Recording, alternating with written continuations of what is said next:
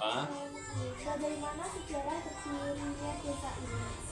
oh desa Dadi. Kalau desa Dadi itu versi sejarahnya terbentuknya dari perkumpulan atau gabungan dua desa.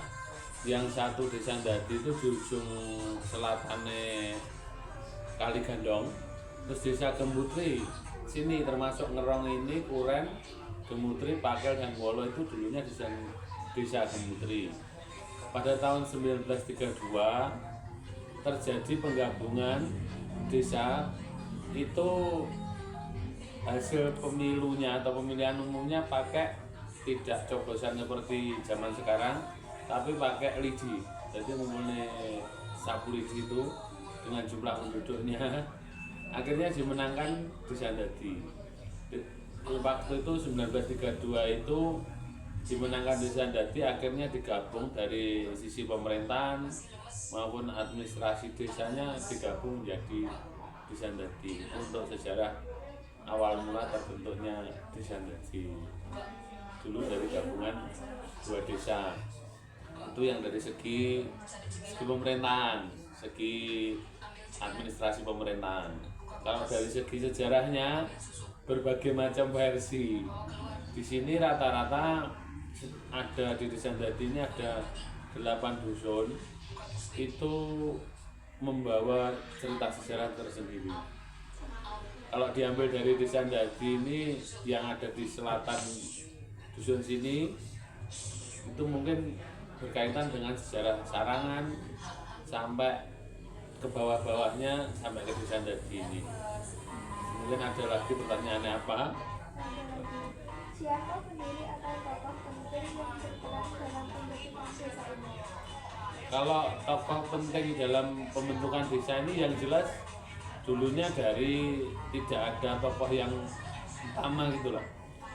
Kalau dari sejarah desanya mungkin dari cerita rakyat itu berbagai macam sejarah, tapi yang sampai sekarang kita jadikan panduan di sejarah desa Dadi yang kita masukkan Wikipedia sudah masuk di situ maupun website desanya itu dari sumber narasumber yang ada di desa Dadi kita tetap mengacu pada salah satu cerita rakyat terkait Baru Klinteng itu yang menggabungkan mulai dari Sarangan terus ke Dadi.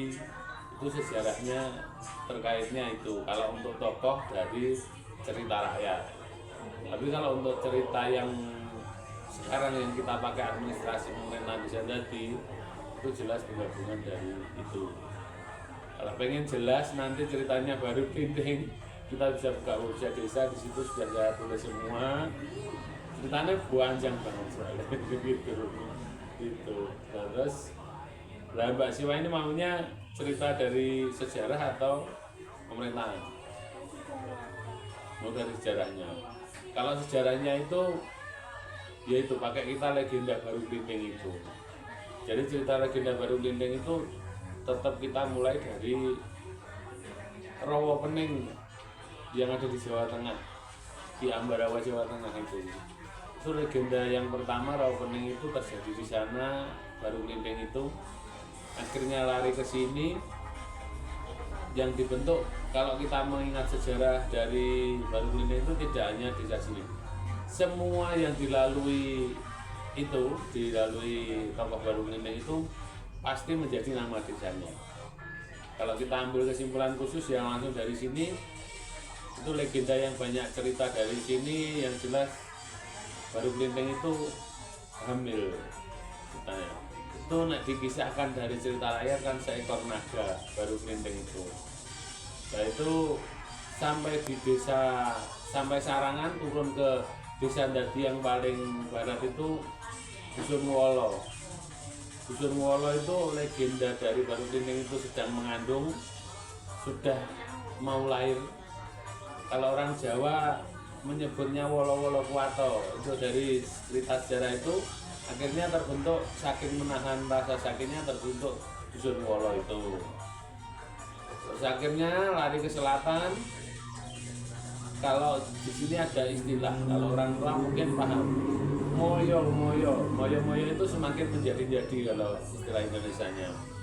Itu ada yang satu tempat namanya Onggomoyo, itu jalur setelah dari Molo itu turun ke Onggomoyo, langsung ketiga itu ke Dadi itu semakin menjadi, ceritanya seperti itu. Jadi saya Dadi lorone kuwi mau melahirkan itu, ceritanya akhirnya diambil kesimpulan desa Dadi, dusun Dadi yang sebenarnya dusun Dadi yang ada di desa Dadi ini. Nah itu untuk cerita dari dusun Dadi. Akan tetapi kalau di cerita 8 dusun ini itu yang tergabung dari kisah baru Blining, nah cuma Wolo, Dadi sama Gupaan. Gupaan itu kalau istilah orang mau melahirkan pecah banjir air ketuban itu terus gupak kabeh atau terkena semua gitu. Itu setelah itu lari ke sejarahnya menurut para narasumber yang ada di sini, larinya ke Telaga Ngebel, sejarah akhirnya. Telaga Ngebel di sana membuat sejarah tersendiri itu. Tapi kita dari berbagai sumber itu tidak hanya cerita rakyat, kita mengumpulkan beberapa tokoh. Itu pernah terjadi, saya sebagai ketua tim sejarah desa dulu tahun 2018 sampai 2021 baru selesai itu, memang ada juga karya tulis. Untuk yang menulis itu siapa, tapi bukunya ada, karya tulisnya yang menulis di situ tidak ada namanya siapa, tapi bukunya ada. Itu ya sebagian ada tulisan Jawa, sebagian tulisan sudah Latin, itu ditulis sejarah-sejarah seperti itu. Untuk sekarang bukunya dibawa ke Perpus Magetan. Itu dulu yang nyerahnya juga dari desa sini. Itu untuk sejarahnya desa sini. Tapi dari 8 desa itu seperti di sini ada Ngerong itu sendiri ceritanya, Kuren sendiri ceritanya.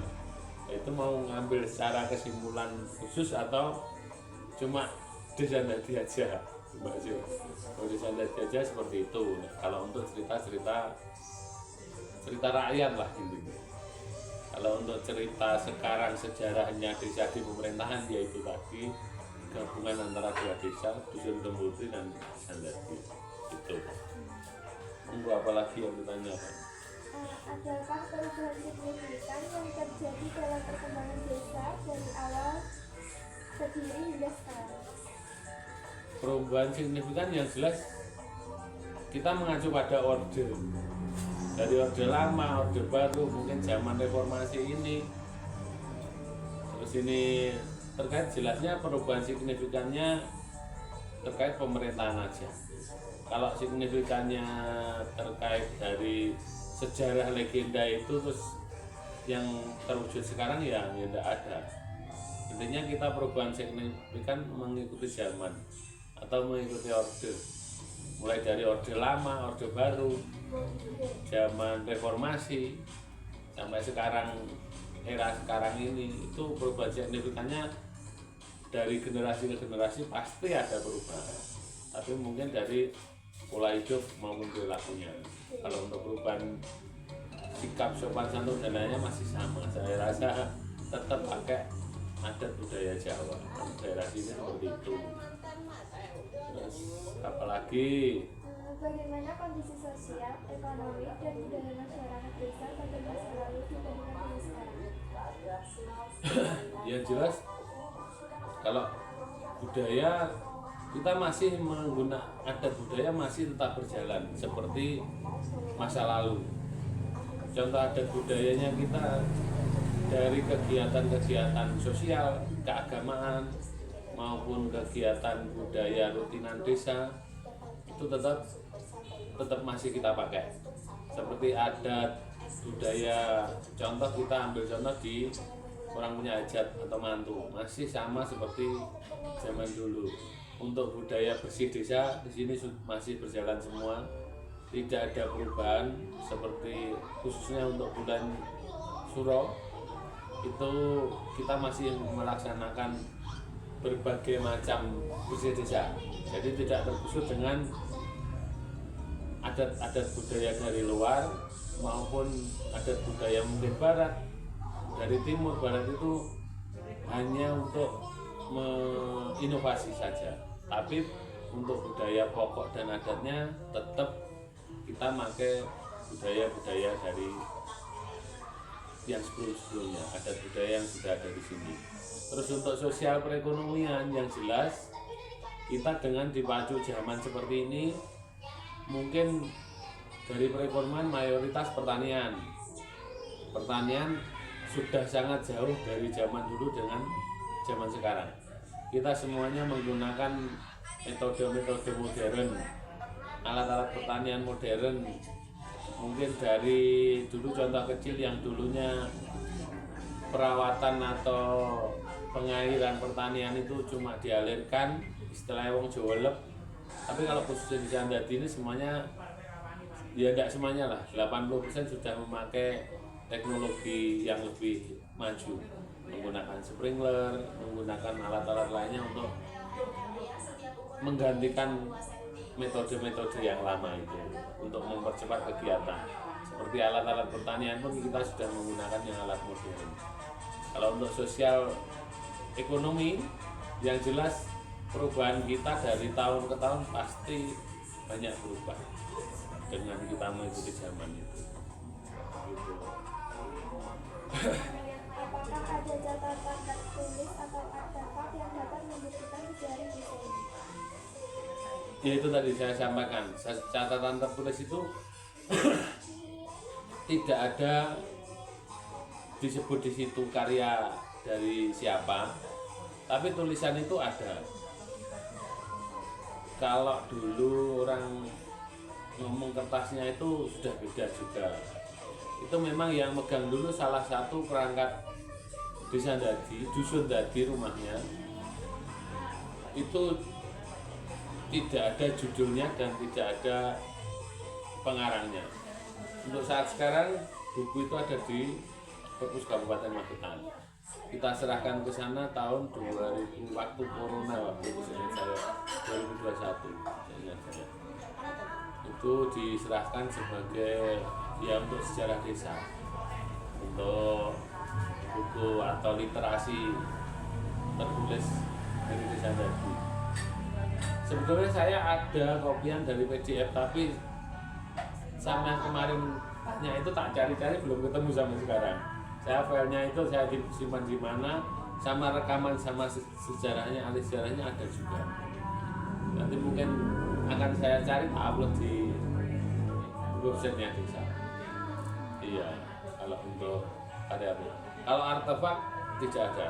Yang jelas, tapi kalau peninggalan atau makam tokoh spiritual yang apa itu ya, yang terkenal itu di desa kami ada satu titik yang masih bisa dibuktikan, itu petilasan Syekh Maulana Malik Maghribi, itu yang ada di sebelah baratnya Dusun Kuren.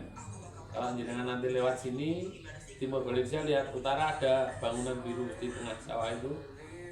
Nah itu Syekh Maulana Malik Maghribi itu salah satu penyebar agama yang ada di tanah Jawa ini. Beliaunya berasal dari Persia, Timur Tengah, menyebarkan agama itu mulai dari Tuban, Majapahit, akhirnya ke Jogja itu melalui rute-rute yang ditinggal. Perlintasannya ada di sini, ada di Tawangmangu, itu Syekh Maulana Malik Maghribi. Nah beliaunya itu mempunyai teman, salah satu namanya Haji Datuk siapa ya kali ya, Haji Datuk siapa itu meninggal di sini, dimakamkan di tempat petilasannya Syekh Maulana Malik Maghribi.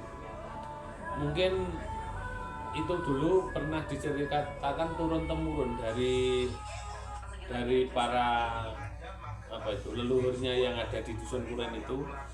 Jadi dari berbagai cerita itu kita ambil kesimpulan memang benar-benar ada. Kita membuktikan sejarah kan ada artefak tertulis dan ada cerita beruntun. Cerita beruntun ini setiap generasi cerita. Seandainya jenengan punya putra cerita ini. Nah itu dengan dibuktikan seperti itu kan pernah juga ada apa itu dari tim sejarawan Di situ ada artefak satu batu untuk nisannya itu memang tulisan dan simbolnya itu memang benar-benar masa lalu, masa lampau gitu. Itu kalau untuk bukti tertulisnya. Ya, gitu. Apa mata pencaharian utama masyarakat desa pada masa lalu? Bagaimana perubahan zaman mempengaruhi mata pencaharian tersebut? Ya, yang jelas mata pencaharian dari zaman dulu sampai sekarang sini mayoritasnya petani. Kalau yang mempengaruhi itu jelas dengan majunya zaman, tenaga kasar atau buruh tani itu semakin berkurang untuk yang mempengaruhinya. Itu dampak negatifnya. Jadi dampak negatifnya itu buruh tani itu sekarang di mana tempat mungkin saya rasa sama, sulit untuk mencari buruh tani. Jadi yang mayoritas masih terjun ke petani itu rata-rata pemilik lahannya sendiri yang mengerjakan. Tapi untuk dampak positifnya kita dipacu dengan alat-alat modern. Jadi yang dulunya itu kita hanya monoton tanam salah satu komoditas sayur atau komoditi, seandainya di sini wortel terus. Tapi sekarang enggak. Sekarang semua tanaman sayur mungkin dibudidayakan di desa sini. Dengan petani-petani pemuda, tani muda itu dia bisa mengembangkan pertanian yang lebih simpel, lebih rumit kan, tapi lebih mudah dikerjakan anak-anak muda itu dari inovasinya.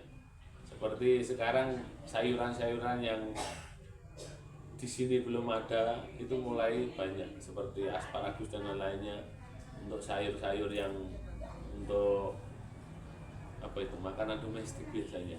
Itu dari wisatawan domestik itu senangannya itu kita sudah mulai budidayakan dari lombok yang dulu tidak pernah ada. Seingat saya kecil saya itu orang tanam lombok itu jarang-jarang, tapi sekarang mayoritas sudah bisa nanam, sampai tanaman yang aneh-aneh sudah ditanam di daerah sini. Kalau untuk sayuran itu untuk pertanian. Adakah tradisi atau upacara adat yang masih dilestarikan hingga saat ini yang berkaitan dengan asal-usul desa? Kita untuk apa itu kegiatan adat tidak ada perubahan dari masa lampau.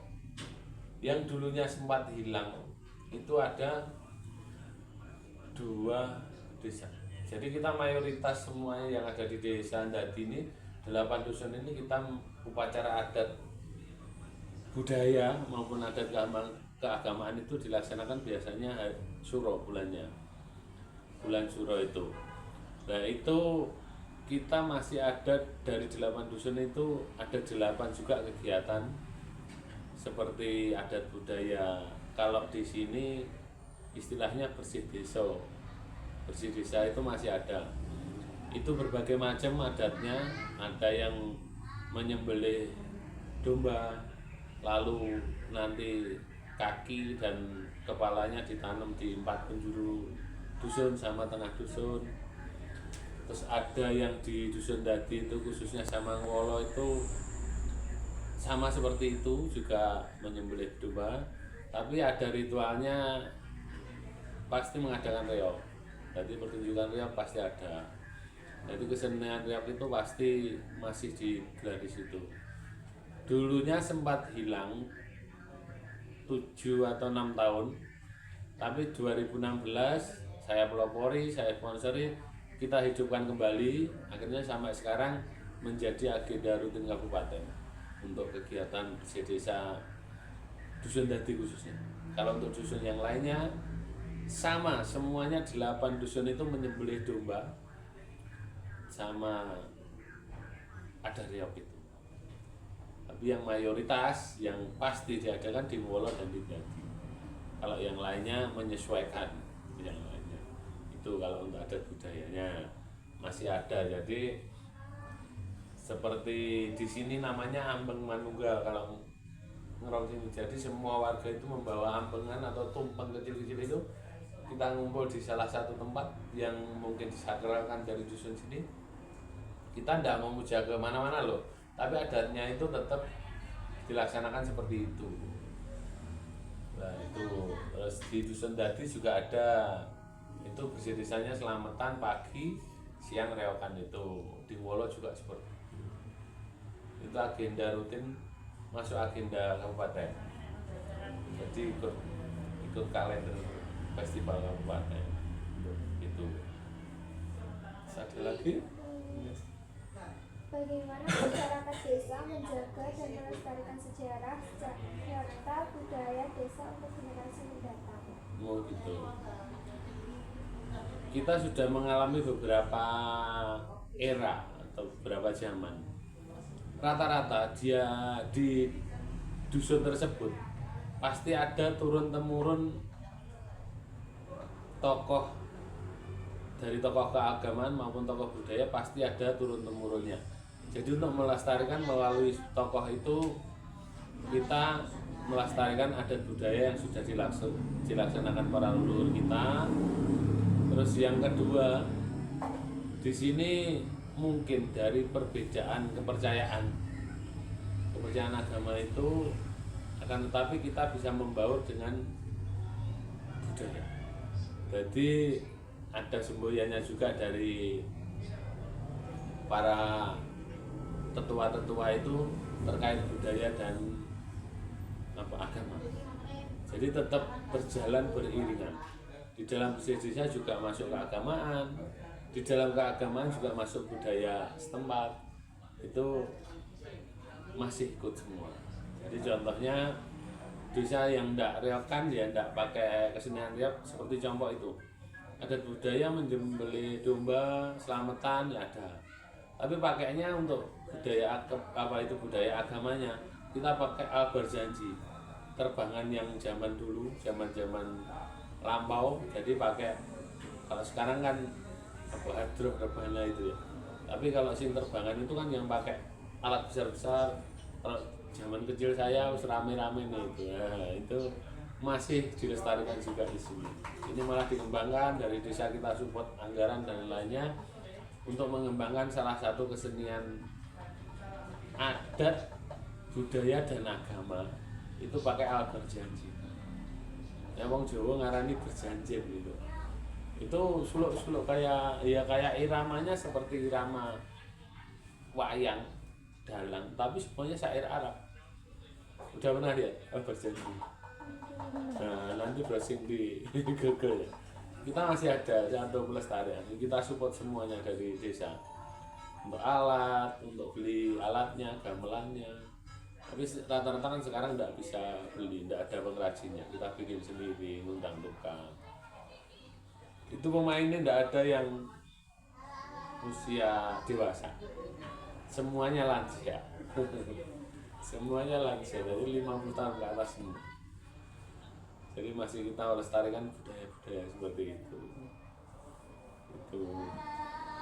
sampai lagi mungkin ada Yang terakhir, apa harapan Bapak untuk perkembangan desa ini di masa depan, terutama dalam menjaga identitas dan sejarahnya?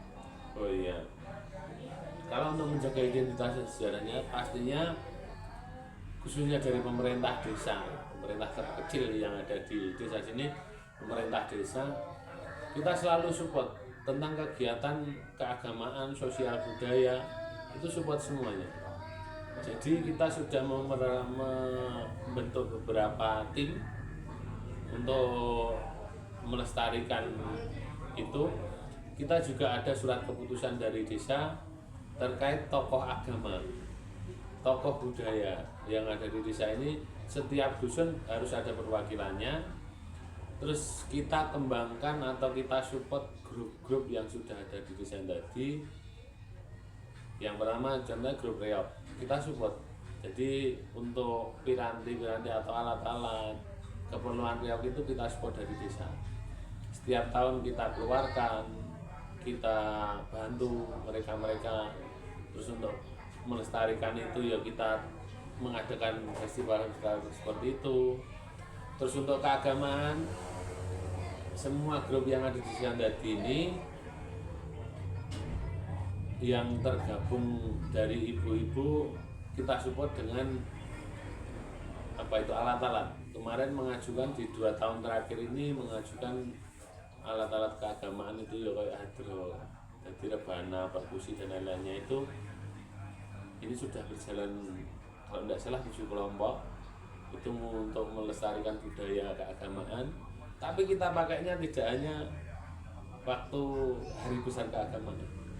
Jadi hari besar mungkin hari besarnya desa di musik desa kita juga pakai hal-hal seperti itu. Nanti dari timnya ibu-ibu itu dikeluarkan. Semuanya lansia juga. Terus untuk budaya Jawa lagi untuk gamelan kerawitan desa juga mensupport. Ini membentuk salah satu tim kerawitan desa yang ada di Dusun Ngolo itu kita danai semua dari desa untuk perkembangannya itu. Terus untuk yang saya sebutkan tadi perkusi atau berjanji itu kita support total malah dari seragam dari semua alat kita support dari desa. Itu demi melestarikan budaya yang ada di desa. Waalaikumsalam. Monggo langsung masuk Pak. Nah itu kalau untuk perkembangan desa tadi maupun sejarahnya, kalau sejarah nanti bisa tertulis lengkap, pengen lihat di website Desa Ndadi, buka di Google Desa Ndadi Jawa Timur gitu aja, nanti keluar di situ ada sejarah desa, ada profil di sana, ada di situ untuk melengkapi tugas di Samba gitu ya. Tuh.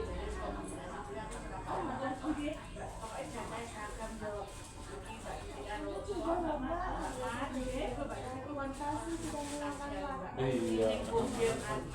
Jangan susu. Mau cabut. Oh iya, wes. Nanti kalau kurang jelas tanya lagi atau situsnya. Oh, WP bisa jadi aja nanti tak. Seperti itu ya. Pengen melengkapi untuk sejarah. Ada 8 desa. Sebenarnya menarik. Kita kumpulkan dari para sejarawan selama 5 tahun saya bikin itu sejarah. Kemudian untuk melengkapi silahkan, nggak perlu bisa Desa Ndadi. Ini bukan Desa Ndadi aja tak. Semua dari kata ya profil desanya lah ada di situ. Sampai lurah itu beberapa cerita sejarah lurah waktu digabungan itu. Mbah Pokaryo sama Mbah Malusuti itu ada itu di situ semua. Pilihan piting pakai piting itu selisihnya cuma 2 biji, akhirnya dari Desa Ndadi itu tak tulis di situ semua. Nanti dilihat di situ, dikembangkan sendiri. Kalau mungkin ada literasi tertulisnya loh. Mbak Siva ya. Transa Pokaran. Oh ini, lah sampean. Rakat. Rakatnya ngendi? Oh bawa. Grupnya nggak Mbak Erna kan? Oh daerah situ. Kayak nganggur ya, orang di Sukobo. Ibunya catering soalnya, waduh masak sih yang berubah gitu. Aku lumayan tadi sana tak tunjuk si Ngancar. Terus pas neng ini tak Sherlock ini wae. Di sini rumah catering, nganggur catering. Rumah itu sebelum saya.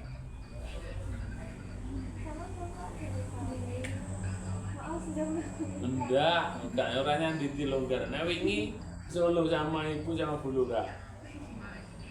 Pas ke Solo sama telepon lagi teka-teka manggung, aku bingung lah. Ya, nanti kalau ada yang bisa dibantu lagi telepon monggo konsultasi. Siap monggo. Ya, guys. Ya. Nggih.